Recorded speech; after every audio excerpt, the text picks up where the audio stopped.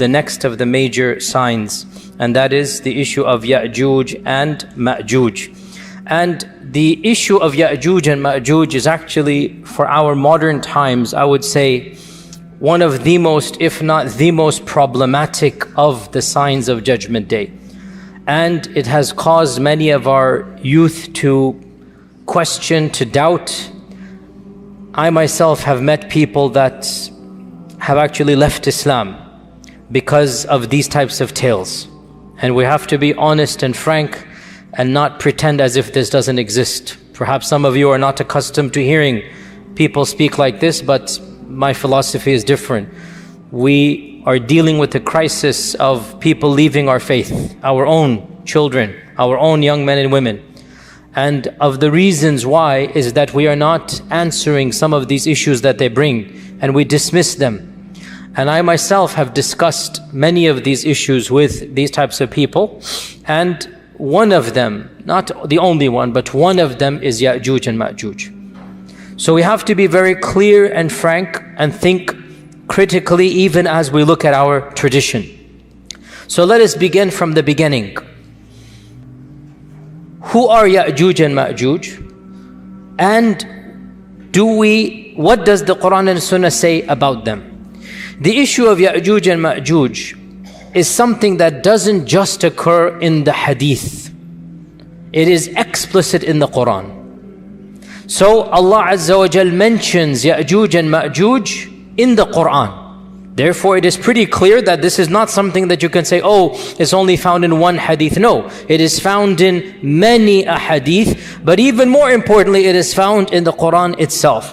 Where in the Qur'an?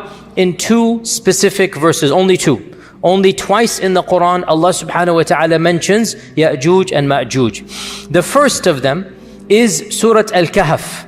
And at the very end of Surah Al-Kahf, Allah subhanahu wa ta'ala mentions the issue of Dhul Qarnayn, Jazakallah khair. The story of Dhul Qarnayn. And Allah subhanahu wa ta'ala says, وَيَسْأَلُونَكَ عَنْ ذِي الْقَرْنَيْنِ. Now, this is an entire lecture and an entire tafsir altogether. I do not have time to go into Dhul Qarnayn and the tafsir of Surah Kahf, even though it's very juicy, maybe another time. What we do know, Dhul Qarnayn, Allah subhanahu wa ta'ala says, we gave him power in this world, and we allowed him a path everywhere. And he went to the easternmost, he went to the westernmost. There are stories mentioned in the Qur'an about Dhul Qarnayn. He was a just king. He thanked Allah subhanahu wa ta'ala. He found people of all different types and persuasions. And then the final one that is mentioned, the final group of people, حَتَّى إِذَا بَلَغَ بَيْنَ السَّدَّيْنِ. When he came to essentially a valley, there's two mountain slopes coming here. وَجَدَ مِن دُونِهِمَا قَوْمًا. He found a group of people. لَا يَكَادُونَ يَفْقَهُونَ قَوْلًا. They did not understand Dhul Qarnayn. Dhul Qarnayn did not understand them. In other words, this was a civilization that had no middle ground. In the good old days, once upon a time, before Google Translate, how did people translate from one another? There were people, intermediaries, who had traveled to both lands. Inevitably, you would find somebody who spoke Latin and Arabic, who spoke, this language and that language. You would find somebody. Dhul Qarnayn went to such a faraway land that the language of those people and the language of Dhul Qarnayn had no middle ground. So Allah is mentioning this is a far-flung civilization from where Dhul Qarnayn came from. So how then did they communicate when there is no language? They communicated with signs. When you're in a tourist in a different land, in a strange land, and you have no language whatsoever, you are forced to communicate with your hands. And mashallah, you can communicate so much with your hands, right? When you really have to, you can figure things out. So they are communicating with their symbols, with their gestures. And so they say that قَالُوا يَا ذَا قَرْنَيْنِ إِنَّ يَأْجُوجَ مَأْجُوجَ مُفْسِدُونَ فِي الْأَرْضِ. This is the first mention of Yajuj and Majuj. They say this group of people, Yajuj and Majuj, they are wreaking havoc in this world.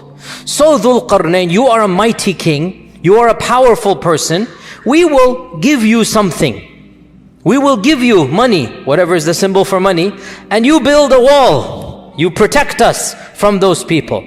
O Dhul Qarnayn, you are clearly a man of intellect and power, a mighty king. You have a civilization we do not have. You have strength we do not have. So we want you to do something to protect us. So Dhul Qarnayn has gone to the furthermost regions of the world, and there is a group of people even beyond that region. This is called Yajuj and Majuj. And this civilization is saying, we want protection. We'll pay you to build this barrier between us and them. So Dhul Qarnayn says, I don't need your money. ما مكنني فيه ربي خير فأعينوني بقوة. I don't need your money. I have plenty. What are you going to give me? Rather, I understand these people are evil. So Dhul Qarnayn sympathized with this other nation against Yajuj and Majuj.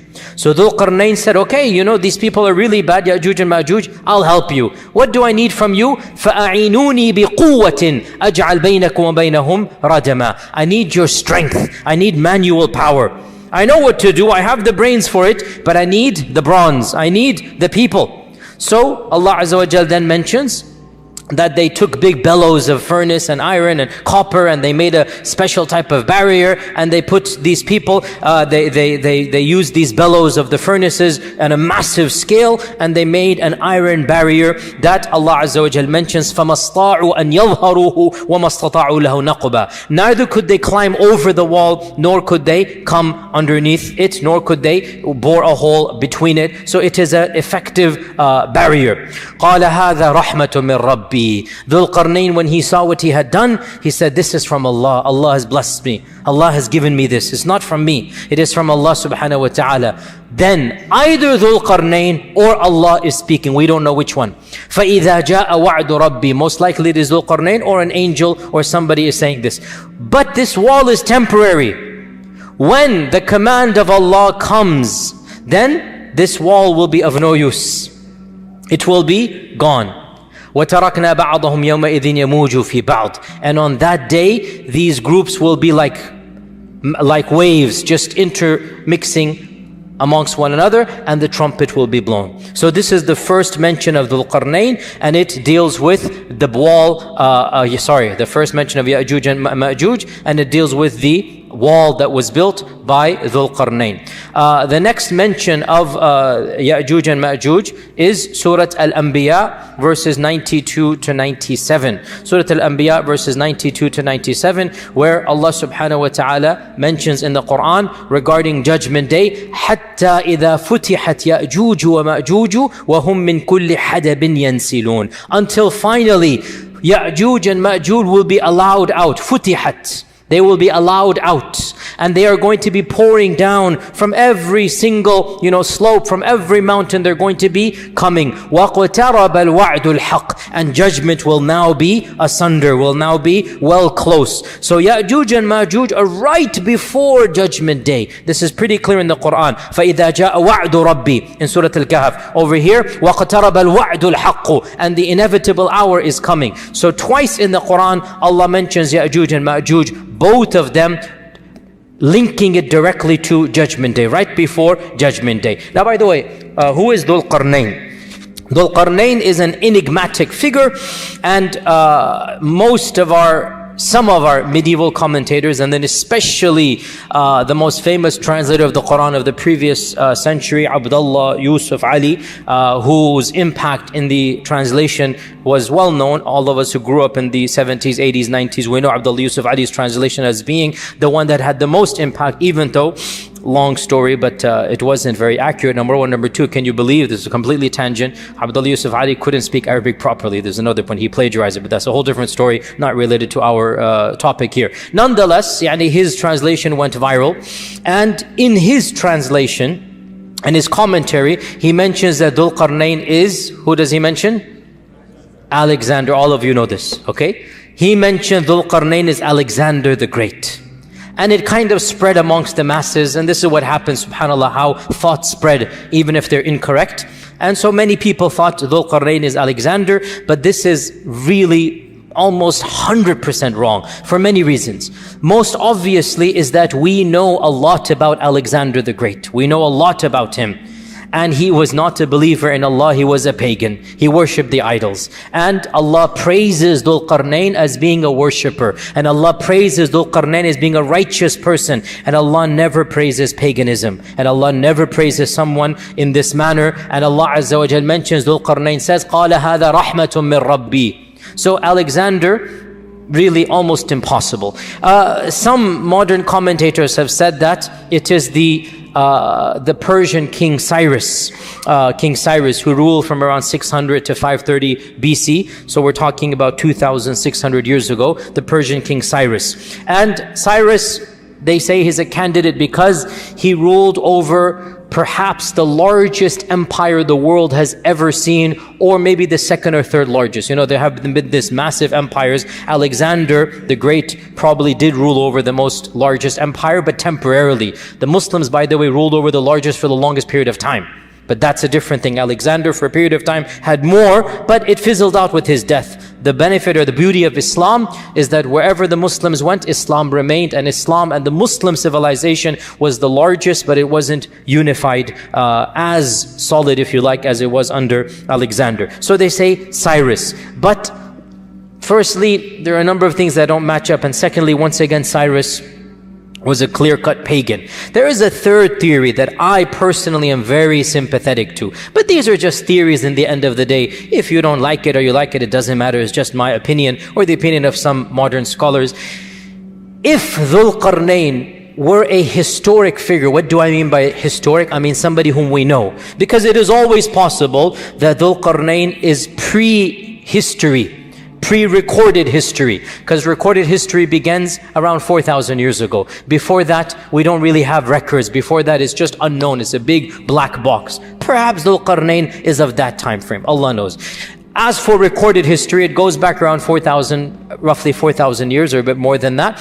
And we know pretty much all of the massive empires and the great kings of that time frame. If Dhul Qarnayn was one of the kings of this era, then we should know about him in terms of recorded history. Humanity would have known of these types of great kings who have conquered large swaths of the earth. So another candidate that I am personally very sympathetic to is the Persian Emperor Darius, the Persian Emperor Darius, who ruled 550 to 486 BC. And Darius ruled over most of the known world at that time, most of what we now call Asia Minor, the Caucasus, the Balkans, Central Asia, even Egypt, North Africa. He had a massive empire, and he himself traveled to the furthest east and the furthest west. And he led expeditions in his entire kingdom. And he fought against the Egyptians, he fought against the Chinese, he fought against or the people of that region, call them what you will, but he fought against all of these people. And what is interesting about Darius, unlike Cyrus and definitely unlike Alexander, Darius was a monotheist. In contrast to the people before him and after him, we know from the books of history that Darius was an ardent monotheist. He was a strict believer in one God. He was beloved to his people. He had the reputation of being a just king. And we have records of Darius. We have inscriptions to this day of Darius in which he is saying, I am the king, Darius and whatnot, whom God has given power, whom God has bestowed power to. In other words, هَذَا رَحْمَةٌ مِّن رَبِّي. Literally, God has blessed me with this power. It is very rare to find an ancient king who basically, Fir'aun said, أَنَا رَبُّكُمُ الْأَعْلَى. Right? It is very rare to find an ancient king who is saying, look, I am a king, but the one above is the one who made me the king. He is the one who gave this to me. So, and by the way, there's also a very enigmatic inscription of Darius in which he is depicted as having two horns as well. So that kind of adds a little bit of a spice, to the whole mix there, that Darius seems to be a likely candidate. And he was an ardent believer. Now, some can say, for those of you who know your history, but Darius was a Zoroastrian. And we say, well, there was no Islam per se at this point in time. We're talking 2,000 years ago. And Darius believed in the one supreme God that they called Ahura Mazda. And that was their name for them, but it was one God that they believed in. So Allah knows best. We are not 100% sure in any case. And it is also possible that Dhul Qarnayn could be somebody in recorded history whom we don't know. But that seems a bit difficult to swallow for someone like me. But those of you who wish to, they can do that. But you have two main options in my opinion. Either it's one of these historic figures or it's pre-recorded history. But then the issue comes again to make the issue more enigmatic. Generally speaking, Quranic history is recorded history. Yani only Nuh and some are pre-history. Otherwise, Ibrahim, Ismail, Ishaq, the rest of them, they're basically in the time frame that most civilization is known. So Allah Ta'ala knows best. In any case, Dhul Qarnayn is called Dhul Qarnayn according to our tradition, either because he had 2 streaks of white hair, or because he wore a helmet with 2 horns, and Darius is depicted as 2 horns, or because he went to the east and the west. So the Qarn here is east and west, so the owner of the east and the west. So this is the notion of Dhul Qarnayn. Now we're going to get to Yajuj and Majuj. Before I talk about my own understandings and whatnot, let's see what else is mentioned. So this is Yajuj and Majuj in the Qur'an.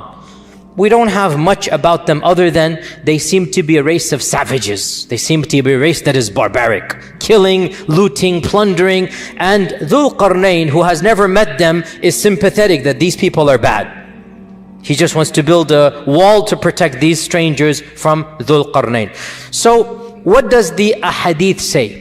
The Ahadith are numerous. In fact, in the 6 books of Hadith, there are around a dozen narrations of Yajuj and Majuj. So it's not a small amount. There are around a dozen, Bukhari and Muslim have around 6 or 7. So it is mentioned in the most authentic books, Yajuj and Majuj. The concept of Yajuj and Majuj is found in our tradition. And of these Ahadith, is the hadith in Sahih Muslim where our Prophet ﷺ said 10 are the major signs of Judgment Day, and he mentions Ad-Dukhan, Ad-Dajjal, Ad-Dabba, the rising of the sun in the west, the descent of Isa ibn Maryam, and Yajuj and Majuj. So number 6 on this list mentions Yajuj and Majuj. This hadith is in Sahih Muslim. So he mentions Yajuj and Majuj as being one of the 10 major signs. In another hadith, Sahih Bukhari, this is the Bukhari hadith, the Prophet ﷺ, actually the Muttafaq Ali, Bukhari and Muslim, the Prophet ﷺ said that he quoted the verse in the Qur'an that يَا أَيُّهَا النَّاسُ اتَّقُوا رَبَّكُمْ إِنَّ زَلْزَلَةَ السَّاعَةِ شَيْءٌ عَظِيمٌ يَوْمَ تَرَوْنَهَا تَذْهَلُ كُلُّ مُرْضِعَةٍ عَمَّا أَرْضَعَتْ وَتَضَعُ كُلُّ ذَاتِ حَمْلٍ حَمْلَهَا وَتَرَى النَّاسَ سُكَارَى وَمَا هُمْ بِالسُّكَارَى وَلَكِنَّ عَذَابَ اللَّهِ شَدِيدٌ. This is the beginning of Surah Hajj, and Allah subhanahu wa ta'ala mentions in it that this is Judgment Day, that, O mankind, fear your Lord. For indeed the earthquake of Judgment Day is something to be terrified. On that day you will see people, the mother will neglect her breastfeeding child, and people will walk around as if they are drunk, but they are not drunk, but the punishment of Allah is severe. And the Prophet ﷺ quoted this ayah, and then he said that when will this happen? When will people be so terrified? When Allah will announce to the angels or to Adam that, O Adam, take the people of Jahannam to Jahannam. And so from every 1,000, 999 will go to Jahannam. The Sahaba said, Ya Rasulullah, with those odds, how can we be safe? If every 1,999 are going to go to Jahannam, how can we be safe? What is the statistical chance of us winning? And so the Prophet ﷺ said, I give you good news. For every one of you, there will be 1,000 of Yajuj and Majuj. So this hadith, which is in Bukhari, is saying the quantity of Yajuj and Majuj is astronomical, beyond what we can even comprehend. Hadith in Sahih in Musnad Imam Ahmad, that the Prophet ﷺ said that you complain that there is no enemy. Some of the younger Sahaba are wanting to have a fight. You're complaining we're not fighting, but you shall continue fighting. There will always be qital once the fitna begins. That happened in the time of Uthman radiallahu anh. There will always be fighting until Yajuj and Majuj come. So hadith is explicit that fighting will continue until Yajuj and Majuj, and then the Prophet ﷺ described them. They shall have faces that are flat, they shall have eyes that are narrow, they shall have hair that is yellowish, and they shall descend from every single plane. Now, important to note, you shall fight until Yajuj and Majuj. He didn't say you will fight Yajuj and Majuj. We will learn, we will not fight Yajuj and Majuj. Yajuj and Majuj are not fightable. Is that a correct verb? Is that a correct noun? Masdar. They are not capable to be fought. Let us be more precise and pedantic. You cannot fight Yajuj and Majuj. We will not be fighting Yajuj and Majuj. Fighting will continue until Yajuj and Majuj. Which also means what? After Yajuj and Majuj, no fighting. So Yajuj and Majuj is the final frontier, after which there will be no fitan. There will be no fitan after Yajuj and Majuj. This also shows that Yajuj and Majuj will be of the very, very, very last fitan to take place, because after Yajuj and Majuj there will be no more major fitan for the Muslims. The Prophet ﷺ said as well, another hadith. So right now, what am I doing? I'm narrating to you Qur'an and Sunnah. I'm narrating to you our sources. Then we will pause and go back and see what we can derive from those sources. Okay, because we need to really think deeply. And in all likelihood, we will have to do a part 2 for Yajuj and Majuj, because there's a lot of material to digest and discuss. Our Prophet ﷺ said, hadith is in Sahih Bukhari, وَالَّذِي نَفْسِي بِيَدِهِ, I swear by him in whose hands is my soul, you shall continue to perform Hajj and Umrah, and you will continue to cultivate and plant trees even after Yajuj and Majuj. This hadith is in Sahih Bukhari. So in Sahih Bukhari we learn another interesting fact. Yajuj and Majuj is not the end of the ummah. What is the purpose of this hadith? O ummah, you will not be destroyed. O Muslims, you are going to be here, don't worry. No external enemy will eliminate you.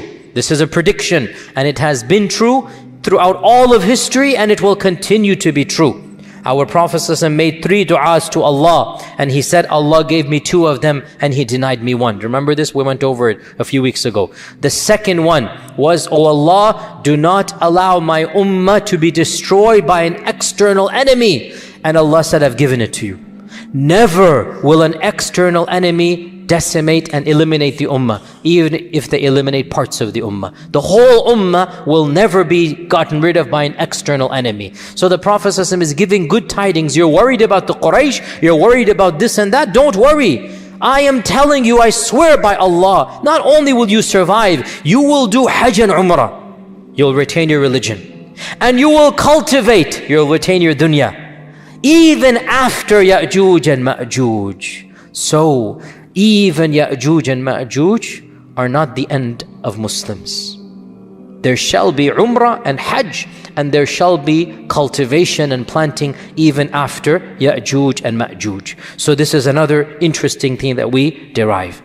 In another hadith, muttafaq alayh, Bukhari and Muslim, the Prophet ﷺ entered in upon some of our mothers, some of his wives, and he was agitated, he was concerned, he was worried. And he put his finger and his thumb together in a circle. He put his finger and his thumb in a circle.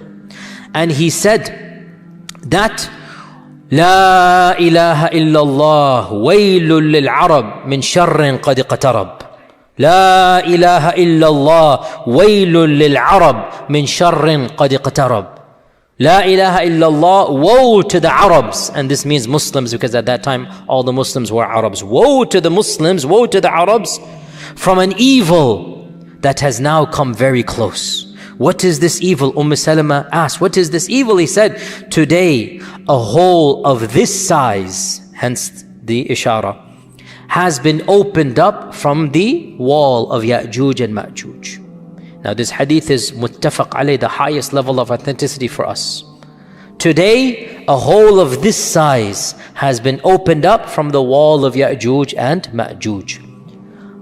Salama said, Ya Rasulallah, anuhlaku wa fina salihun? Will we be destroyed and there's still righteous people amongst us? will piety not save us? And our Prophet ﷺ said, Na'am, إِذَا كَثُرَ الْخَبَثِ. Yes, even if they're still pious people, but if filth is prevalent everywhere, the piety of some individuals will not protect you. It might protect them on Judgment Day. It might protect them. In fact, it will protect them on Judgment Day. But societies will not be protected when corruption and evil and fitna and licentiousness and nudity and fahisha is rampant everywhere. The piety of a few folks will not prevent the adhab of Allah from coming. Nasallallahu as-salama wal afiyah. If you understand this hadith, then you should make sure you are at least pious. So this hadith tells us that Yajuj and Majuj's wall has a hole this size in the lifetime of the Prophet sallallahu alaihi wasallam.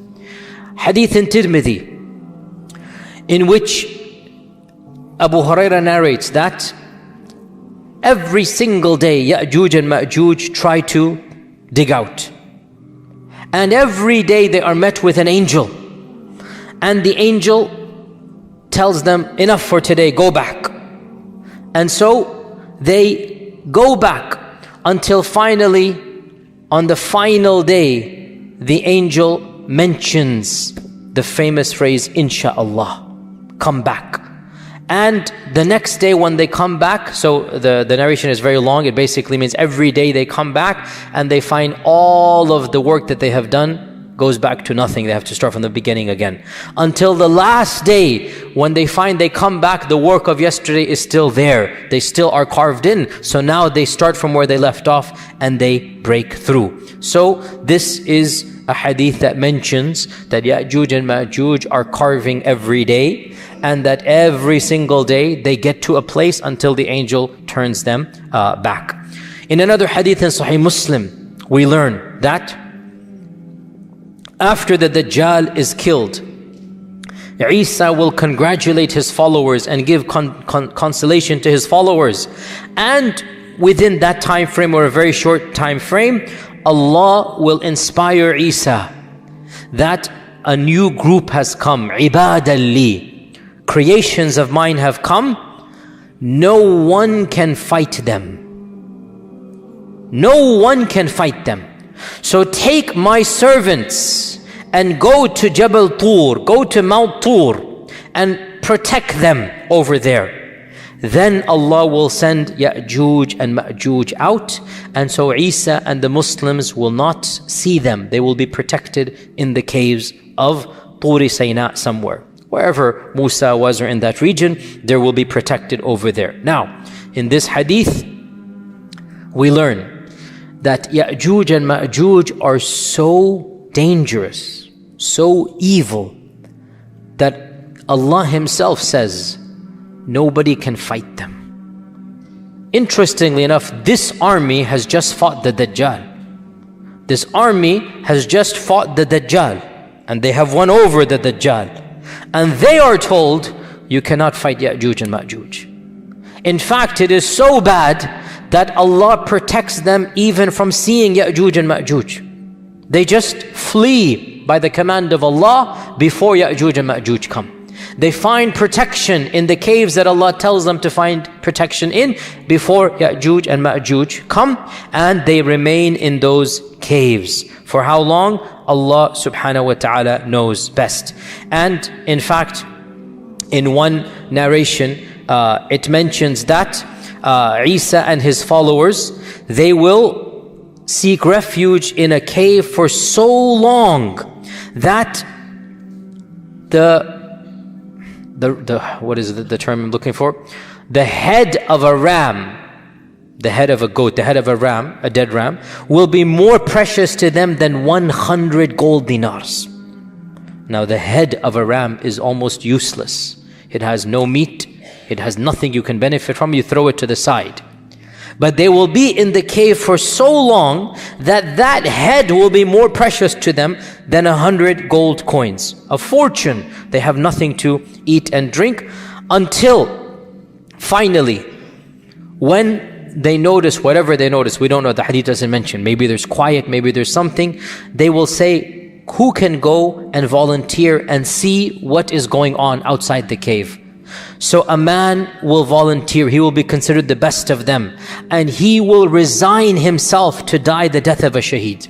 He's given up that he's going to die the death of a shaheed. And he will come out only to see that the world is full of corpses of Yajuj and Majuj. The world is full of corpses of Yajuj and Majuj.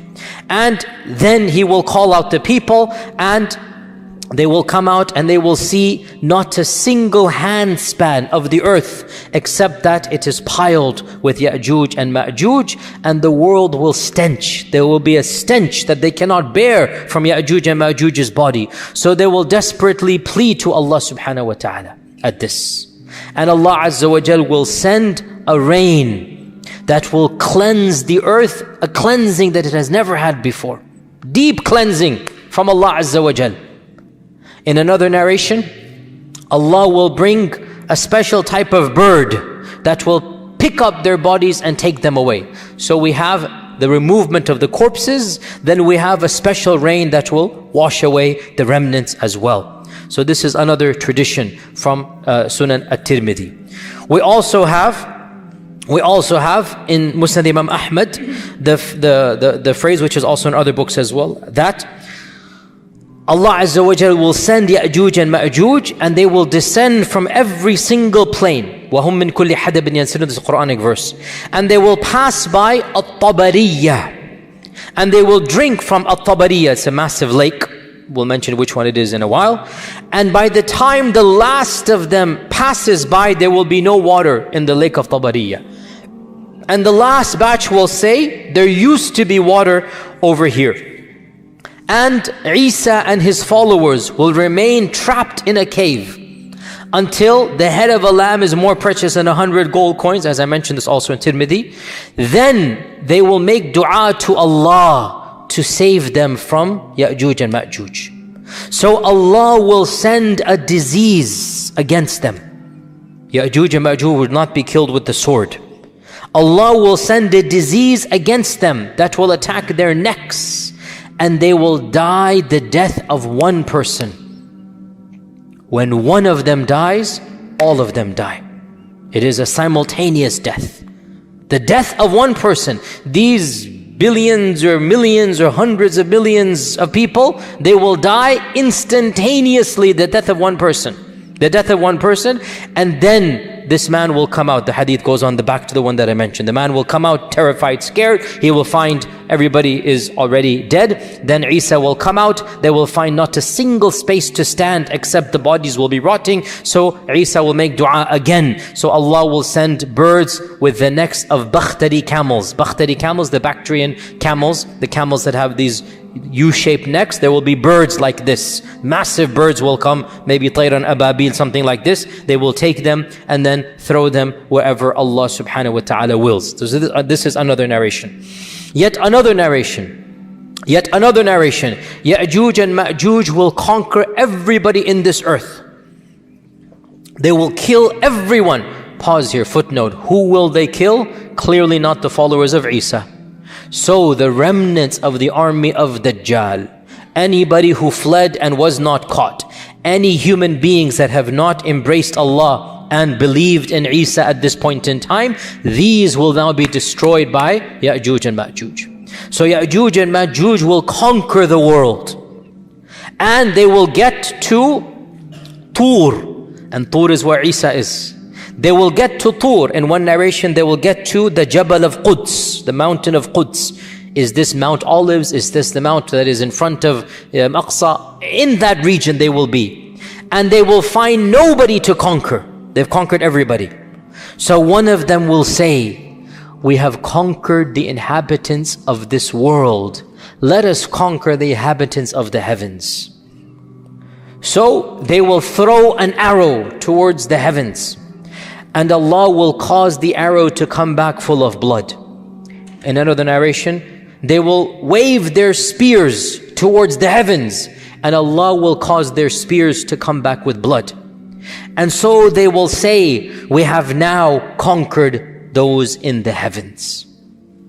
Then Isa will make the dua, and then they will be destroyed. Now, this lake Tabariyah, most of our commentators mention that this is the Lake Tiberias, the Lake Tiberias.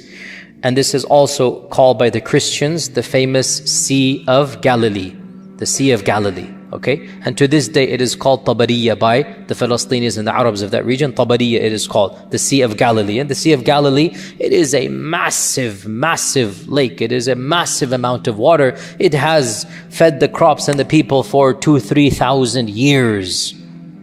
What group is Yajuj and Majuj that in one generation, that lake which has given mankind water for 2,000-3,000 years will be gone? Think about that. How much will this group drink? How much will they, I have seen Tabari, like many of you have been to the Sea of Galilee. If you go to that land, you see it. It's like a mini ocean. That's why it's called the Sea of Galilee. It's like a mini ocean, even though it's not a sea technically, but it looks like it. It's massive. You can barely see. You can see, but you can barely see the end. This all water will be gone in one group? How? Think about this. It's very strange. How can it go? But this is what the hadith says. Also, what type of enemy is this? That the people of Isa haven't even seen them. What type of enemy that they cannot physically even fight them? Are they not humans? We're going to come to this. Because they fought Dajjal and his people and they were human.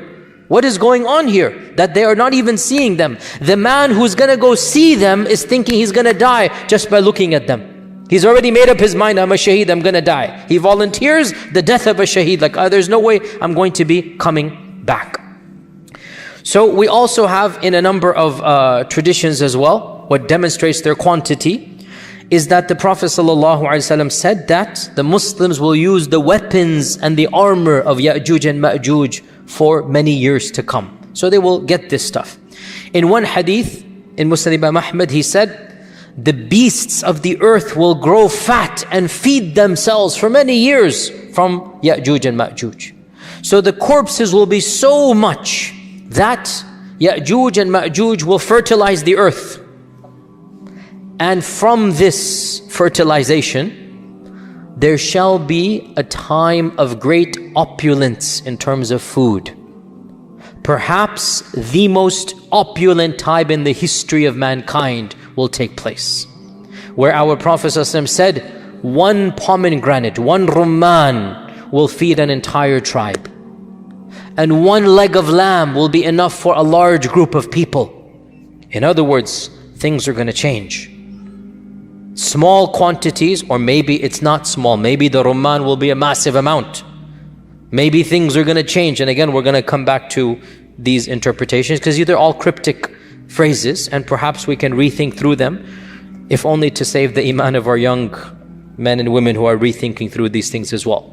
In Sunan Ibn Majah, the Prophet ﷺ said, when you see this happen, Yajuj and Majuj, when you see Yajuj and Majuj happen, then expect the hour to come, expect judgment day, expect qiyamah, just like the pregnant lady at the end of her labor is just waiting for the cry, and she surprises the family when she goes into the pangs of labor. In other words, at that very end stage, right? Everybody's waiting. When will the water break? When will the pangs begin? And when it happens, everybody goes into panic mode. The Prophet gave this example. When you see Yajuj and Majuj, this is the pregnant lady about to give birth. Nobody knows exactly when, but it's on alert. Oh husbands, remember that time frame of your life, 24-hour alert, remember that? That is what the Prophet is talking about. That, those of you who are not married, make dua, make it easy inshallah. That at that time frame you're just waiting. When is it going to happen? You're anxious. What's it? So the Prophet is giving a metaphor that every family knows this. That time frame is tense.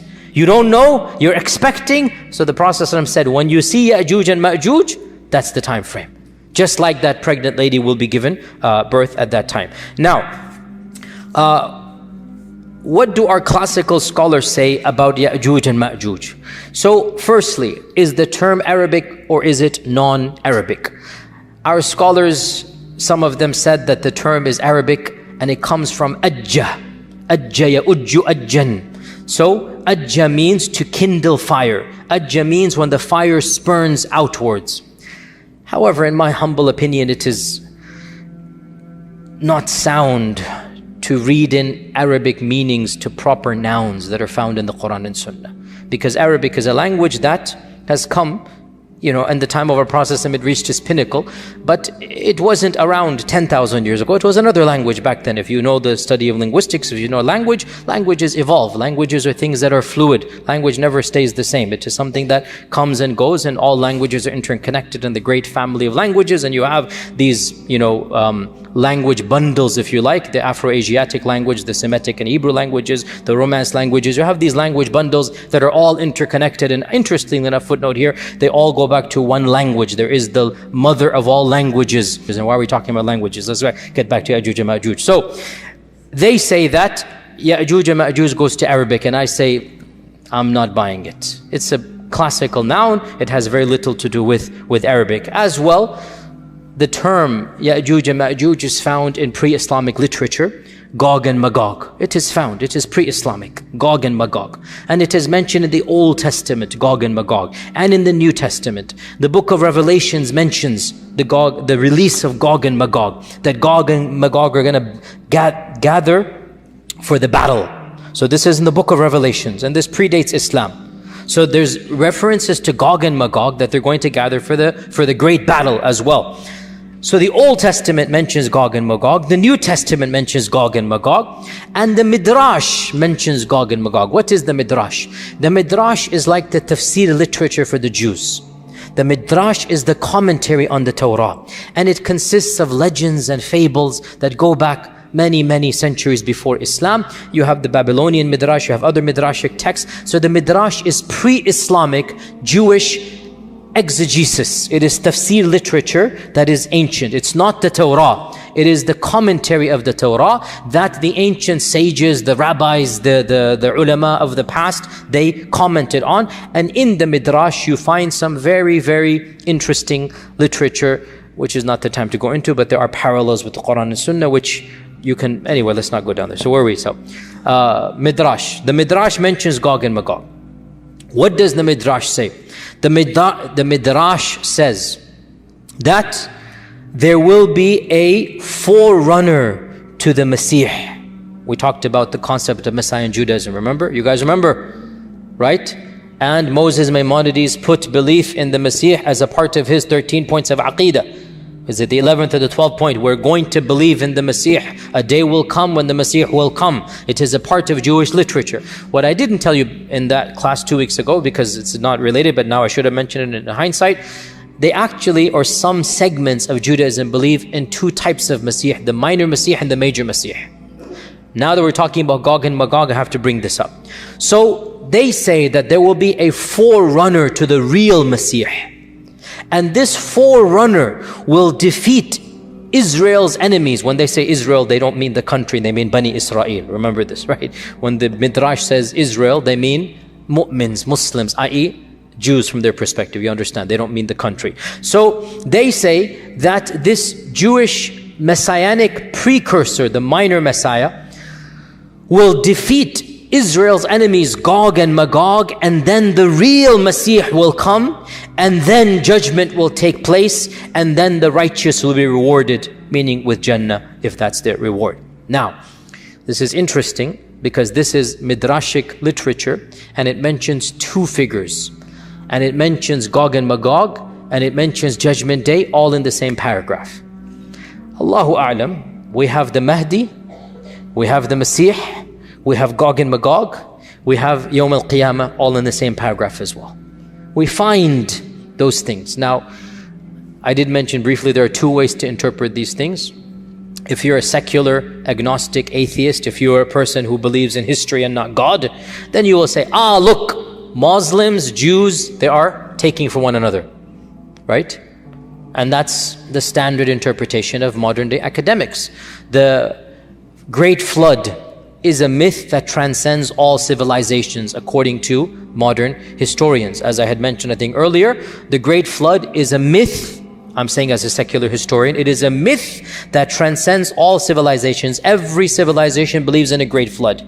You can analyze this and say, okay, this means it's a common folklore literature. The Old Testament has it, the Qur'an has it, native Indians has it, the Aborigines have it. So there is a myth of a Great Flood.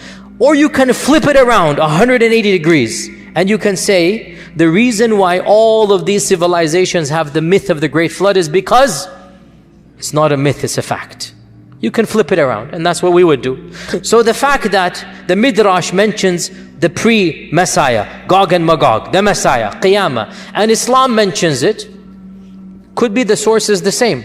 Maybe that's why there's so much parallel between the two. So Gog and Magog is mentioned, we said, in the Qur'an and Sunnah. It is mentioned in the Old and New Testament. It is mentioned in Midrashic literature. How have our historians understood Gog and Magog, Yajuj and Majuj? Ibn Kathir mentions, let's try to finish this up today because I don't want to go too late. Ibn Kathir mentions that Yajuj and Majuj are from the children of Adam. They are Bani Adam. They are not an alien species. They are flesh and blood like us. And some of our early historians, and this is not Qur'an and Sunnah, this is just folklore and history, they say Yajuj and Majuj goes back to Yafith ibn Nuh. Yafith ibn Nuh. Now, this motif is biblical and it is found in the Tabi'un. It's not in the Qur'an and Sunnah. It is biblical and we find it in our early history. And that is that Noah had 3 sons. Sam and Ham and Yafith. This is a common motif that is found in the Old Testament. It is something that the Semitic races believe in, and it is found not in the Qur'an, not in the Sunnah, but in where? Early Islamic historical traditions. Which is why we don't necessarily have to believe in it. If it was the words of Allah and His Messenger, sami'na wa ata'na. If it's the word of a tabi'i, or even a sahabi, because this is history and it's not ilm al-ghayb, we don't have to accept it. So this issue we find it in the Tabi'un, that Noah had 3 sons. Sam, Ham, and Yafith. And from Sam, we get the Semitic peoples, the Arab and the Hebrew race, and also according to this interpretation, Faris and Rum, the Persians and the Romans, right? Hence why, again, bit of a tangent. Problem is I love these tangents and I don't have time. See, that was a bell. Don't go into these tangents here, huh? Back in the 1910s, when there was race laws in America, there were race laws in America. Hitler got his race laws from America, by the way. A tangent upon a tangent, there you go. There was a problem. How do we classify Arabs? How do we classify Arabs? How do we classify Desi Lok? A Hindu sued in the Supreme Court. And he argued, I'm not making this up. You can look this up, a famous case. I forgot the title. Singh versus this. No, it wasn't Singh. I'm joking. That was just a joke. I was scrap that. But it was a Supreme Court case. Supreme Court case. And he argued that he argued he's Aryan. Aryan mean Caucasian. In fact, he said, I am the Asli Aryan. You guys are Naqli Mal. I'm the real guy. And he used these race theories. And from this as well, Middle Easterners said, well, we are Caucasians. We are the descendants of Sam. They brought in the Bible. We are this. So this is now a theory that they had. And that is why to this day, some people say if you're Arab or Desi, you're technically Caucasian. And in fact, all of this is a little bit antiquated, to be honest. These views and whatnot, they don't add up scientifically. So all of this is anyway. But the point is, this is the notion that Sam is Semitic. And Ham is the father of the Barbar and the Qibt and the Sudan. So African peoples, Ham. And Yafith is the father of the Atrak and the Slavs and the Yajuj and Majuj. So the Russians and the Mongolians and whatnot are Yafith. To be brutally honest, this entire trope smacks of racism. And it's not found in the Qur'an and Sunnah, and it seems to be biblical, and it seems some of our early commentators copied and pasted from the Old Testament, which is actually very common. There's a genre called Israeliyat, where some of our earliest scholars, they would study the Midrash and they would study the Jewish folklore. And at that time, the Jewish folklore was considered to be a civilization worthy of admiration and respect. So they would take this and then speak it in Arabic to the masses, and the people would think that this is a part of Islamic folklore, even though it is coming from the Midrash, and this is well known, but I'm not inventing this up. It's called the Israeliyat. Look this up. So Allah knows best. I am very skeptical of all of this in any case. So Ibn Kathir says they are the children of Yafith. That's what I'm trying to say. All of this was that. And this is the standard interpretation of the majority of our medieval scholars. The fact that Yajuj and Majuj are Bani Adam, it seems pretty clear from our tradition. Bani Adam means human beings. And we learn this from a number of evidences. Of them is the famous hadith in Bukhari itself, where Allah says to Adam, "O Adam, take the people of hell to hell, and he shall take his children." And that's when the 999 will go. So the fact that his children includes Yajuj and Majuj shows that they are Bani Adam. Okay, now we have some really bizarre interpretations that are found in our books. And again, we have to be a bit more discerning. Just because it's written in Arabic doesn't mean it's the gospel truth. Pun definitely not intended. Just because we find it in an ancient book doesn't mean anything. We find ancient books written in our tradition that mention bizarre stories, truly mind-boggling. Some of the earliest books like Ka'b al-Ahbar and others.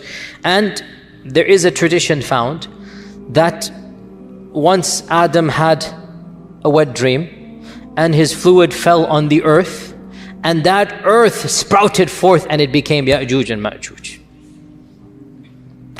So we find this in our folklore, and we find it in respectable medieval books.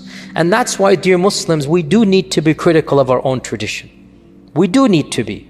Our ancient scholars were not infallible. We respect them, wallahi we do. But they were people of their time and place, and we need to look at it in our time and place and be cognizant of their humanness as we are cognizant of our humanity as well. So this is also found that Yajuj and Majuj are Bani Adam but not Bani Hawa. Go figure. In any case, getting back to Yajuj and Majuj, time is so limited, I have so much to say. Let's see if we can summarize this.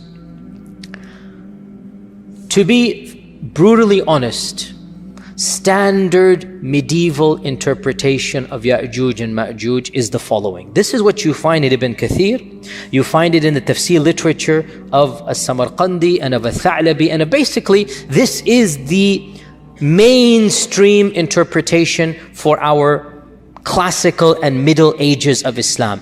Ever since the beginning of writing tafsir, let's say 300-400 Hijrah, up until pre-modernity, up until going to CE 1800s or whatnot. If you look at any book of tafsir, any book of history, the notion was the following. Yajuj and Majuj are a bizarre, exotic tribe in the nether regions of the world that have been trapped by Dhul Qarnayn thousands of years ago, and they're still trapped to this day. And quite a few medieval historians have reported that I know of a friend of mine who traveled to the end of the world and he saw with his own eyes the wall of Yajuj and Majuj. We find this in respectable Islamic books. The notion that Yajuj and Majuj are a living tribe, blocked to this day behind the wall that was built 4,000, 5,000 years ago. That wall miraculously is still there. People can see on the one side, and on the other side you have these savages that Allah knows how they're eating, drinking, replicating, whatnot, and they're still there for eons and eons and eons. This is the standard interpretation of our scholars of the tradition, not of the Qur'an and Sunnah. You understand what I'm going to get at, okay? We don't blame them. In their time frame, the world was unexplored. In their time frame, nobody traveled the world. The reason why Marco Polo became famous and Ibn Battuta became famous was because they traveled half the world. That's it. And they became world famous because they did what nobody had done. They simply went from one side of the known civilized world to the other side, and they came back. Marco Polo to Naples, to Italy, or to Sicily, wherever he was. Naples or Italy, where was he? And Ibn Battuta to Tunisia, where he was from. So people didn't travel. And folklores and legends were very common, and it was easy to believe these types of things, that there is this nether region of, and you know, if you read, by the way, even Ibn Battuta, by the way, you find bizarre fables. You find belief in mermaids and you find weird creatures and whatnot. This is what he believed. He really believed that there are races and aliens, or not aliens, but you get my point. This is the notion of his time. Marco Polo as well, he believes these types of things. So it's not surprising that our medieval scholars believe this type of stuff. Now, obviously, dare I say, anybody who knows science and geography and modern civilization, you cannot believe that there is a tribe for 4,000 years trapped behind a wall. I mean, if you believe this, that's your position. I cannot believe it. I find this very difficult to believe. So this has led people to do multiple things. We have 20 minutes left. I have to wrap it all up now, subhanAllah. The first interpretation, which is the standard interpretation of medieval Islam, is that, okay, maybe there are places in the world that are undiscovered. Maybe there is a race of people locked up behind the Caucasus Mountains or in Mongolia or whatever, and they're still over there.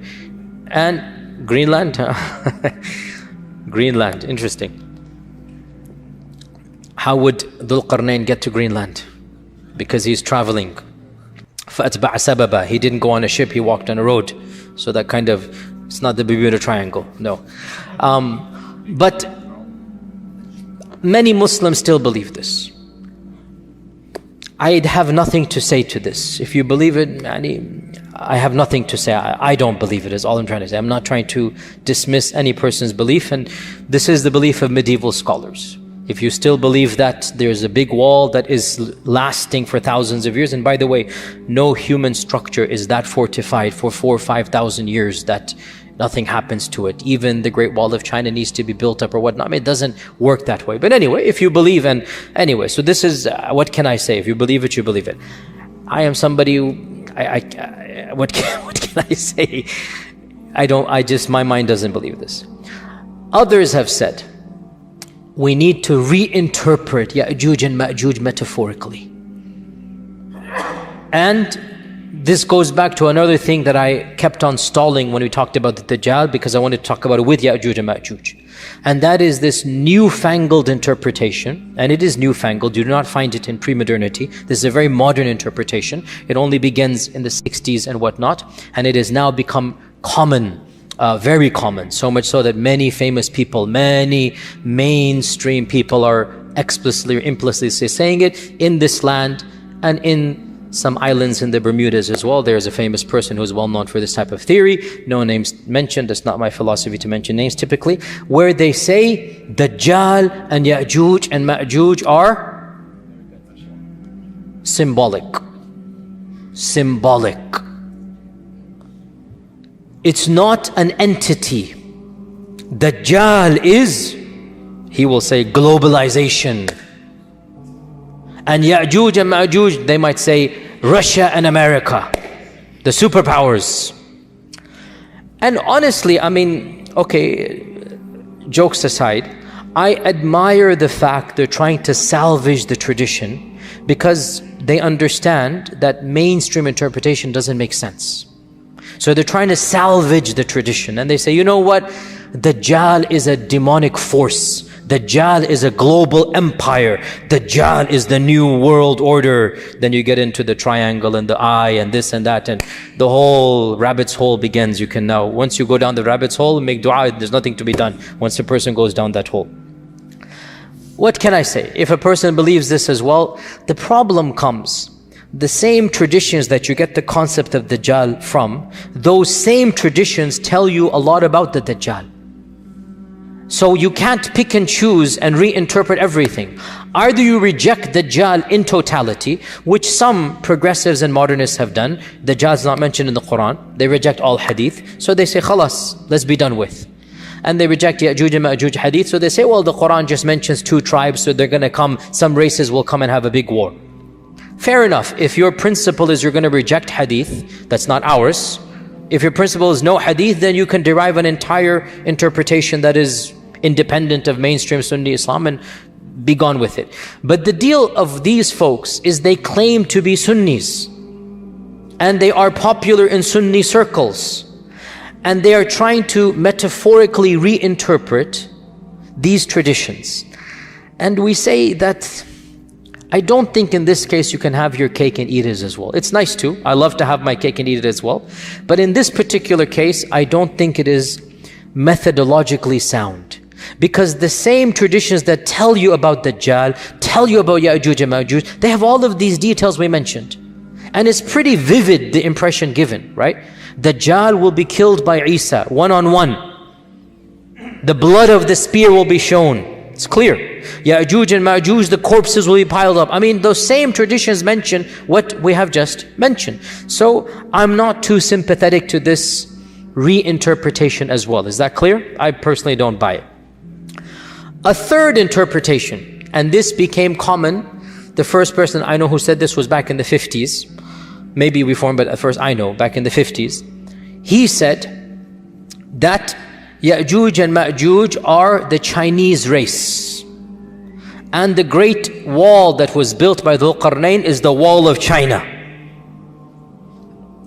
And this notion spread as well back in that era, because he as well, the scholar, again I grant him credit that he realized the traditional interpretation doesn't make sense.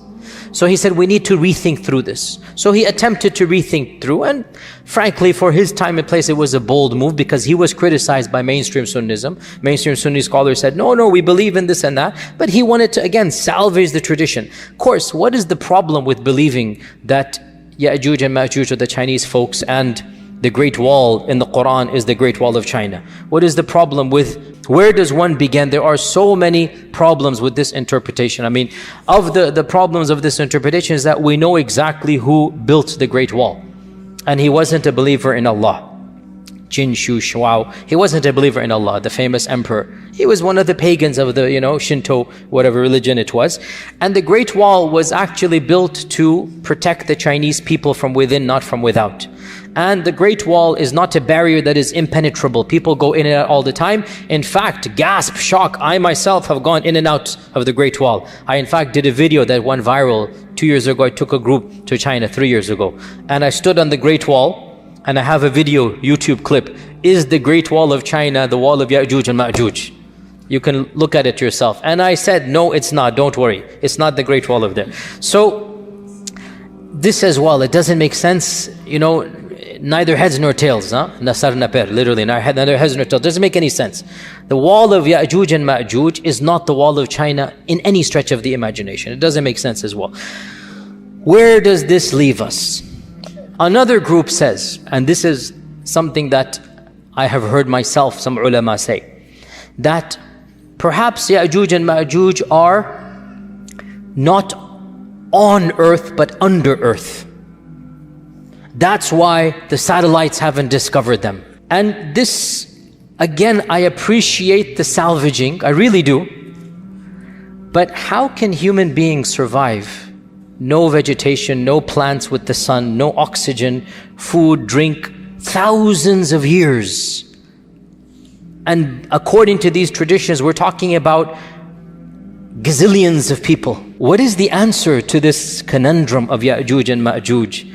I will disappoint you by saying there is no clear-cut answer. But wallahi, to struggle with the truth and to admit the struggle is a safer position than to invent something that is far-fetched and then pretend that it is answering the problems. I don't have a solution to Yajuj and Majuj. I am personally skeptical, maybe because of my own upbringing and I have a degree in engineering. I understand mathematics and chemistry and geology, and I just find it. Now, you can quote back, Allah ala kulli shayin qadir. And I say, indeed, Allah ala kulli shayin qadir. But are we obliged to believe that Yajuj and Majuj are billions of people under the earth? This is my point. If the text told us explicitly, sami'na wa ata'na. But when the texts don't tell us this, can we rethink through and say this? So I conclude with two opinions. The first of which is plausible, the second of which is even embarrassing to mention, but I will mention it. As for the plausible one, Allah knows best. Perhaps, this notion of a living tribe of Yajuj and Majuj is not correct. Because if you look at all of the traditions, There is only one tradition that is in Tirmidhi with one isnad that mentions the Yajuj and Majuj are daily digging. And every single day they're told to go back. All the other traditions don't mention a living Yajuj and Majuj. As for the hadith in Bukhari that the wall has been opened, that could be a wall. It could be, in this case, see to what level of metaphor is allowed? Ijtihadi. If it were to be said, a wall has been opened is a metaphor that indeed Yajuj and Majuj is now closer to you. Personally, I don't see this as that much of a stretch than to interpret all the hadith to mean Yajuj and Majuj are symbolic in nature. But again, it's ijtihadi. The only tradition that mentions Yajuj and Majuj are alive right now, and they are digging through every single day, is a solitary narration in Tirmidhi and also in other books with the same isnad. And I did my research for this because this is problematic, and I have to say I was relieved to find classical scholars, some of them did problematize this hadith. Ibn Kathir amongst them, who said that this tradition seems to be it's an illah or a hidden defect, that it is not from the Prophet ﷺ. It might be coming from the Israeliyat, because Abu Huraira also studied with Ka'b al-Ahbar. Ka'b al-Ahbar was the son of a rabbi, and he would narrate Israeliyat, and Abu Huraira would listen to him and narrate, and one of the students of Abu Huraira assumed it to be from the Prophet ﷺ. This is Ibn Kathir saying this, not me. So he said, perhaps this is from the Israeliyat. And this is what I firmly believe, simply because it is highly problematic to posit that there are billions of people somewhere in today's world clawing away. So the first interpretation, which is posited by a group of people, let's just leave it like that. A very wise person once said, let's just leave it like that. The first interpretation is that Yajuj and Majuj are a group of people that will come towards the end of times. And they will wreak havoc and do this and that. So we get ourselves out of the problem of them being alive right now. And as for the wall of Dhul Qarnayn, there was maybe their biological ancestors, maybe some other tribe that had those characteristics, and they were trapped by Dhul Qarnayn. That did happen. But we don't have to affirm that they are still trapped 5,000 years later. Rather, maybe their descendants, maybe people similar to them, so they are called Yajuj and Majuj, are them. This is the first interpretation. And I am very sympathetic to it, and it solves many of our problems. There is another interpretation which I hesitate to even verbalize. And I will tell you honestly, this is not mine. I will honestly tell you, this is something that I am involved in many discussions of this nature with many people and whatnot. And one of my scholarly friends, in a private conversation, so he will not allow me to mention his name, but I am telling you something that don't believe it's coming from me. Okay? You guys ready? Ready? Okay. Don't describe this to me, please. Who is it not from? Good. No, from my friend it is from him. Not from Don't do a double negative on me. So we were talking with a group of ulama, a group of students of knowledge, whatnot, call them whatever you will, and we're talking about this problematizing. It is a problem, wallahi, it's a problem for any rational mind. What are you going to do with Yajuj and Majuj? It's not an easy thing to come around. And even he was hesitant, but he brought it up. He said, let's look at these traditions again. We see that first and foremost, Yajuj and Majuj seem to be human but not human. You see where this is heading. And they seem to be a race of people that cannot be fought. And they seem to be doing things that are bizarre, drinking up all of this water. That's not, humans can't do that. Mentally, they don't seem to be 100% there when they think they can kill the people of the heavens. This isn't normal. This isn't rational. The regular human beings alive, the followers of Isa, are so terrified of this group that they don't even want to see them. They're fleeing away from them. They will not fight them. The hadith mentions they will not be able to be fought. لا يدان أحد من قتالهم. And he mentions If you look at the popular imagination of our times, you find a genre of literature and horror movies. You see where this is heading. And he mentions the word. And my jaw just dropped and I laughed. I said, are you serious? He goes, hear me out. Don't call them that word. For those who don't know the word, maybe the youngers can tell them later on. Don't call them that word, but the concept. What if we're talking about chemical warfare, we're talking about Dajjal, we're talking about the bird falling down, things are happening, weapons being unleashed, weapons beyond our understanding. What if the concept is there that these groups of people are human but not quite human? And they're doing all of these things, and everything just started clicking in my head. Check. I'm like, this is so ridiculous. You will never find me saying this in a lecture, and here I am in a lecture saying it. But in any case, Allahu A'lam, frankly, it makes more sense than believing that 1 billion people are somewhere in Timbuktu or Zimbabwe or some faraway land. It makes more sense to me. Because Allahu A'lam at the end of time, also ayas, the key point. They shall die the death of one man. How will they get gotten rid of? Allah will send a disease, some type of antivirus, some type of vaccine. I'm just saying what my friend said. Because the hadith mentions this explicitly, does it not? Allah will send something that will get them in the neck, and they will die the death of one person. So when my friend kept on going over all of these points, my laughter turned to a serious contemplation.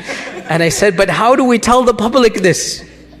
Then I said, I'll just project it onto my friend, which it is true, it is coming from him. And I'll take myself out the picture so that as you laugh at my friend, but the laughter will slowly turn to contemplation. And deep down inside, you'll realize this makes a lot more sense than anything else out there. So we conclude by stating that Yajuj and Majuj are a reality. We believe in them because the Qur'an mentions it, and that these enigmatic descriptions should not cause us doubt, because strange things will happen towards the end of times. Don't base the validity of Islam on trying to understand Yajuj and Majuj. That's ridiculous. We base the validity of Islam on the Qur'an, on the beauty of Islam, on Tawheed, on La ilaha illallah, on the fact that it answers all the big questions of life. Islam comes with some things that may be beyond our comprehension, such as Yajuj and Majuj. We just have to sami'na wa ata'na, and when it happens, all of these hadith will fit into place, and we will see, oh, I get it, that's what was being referenced here. So in the end, Allah Azza wa Jal knows best.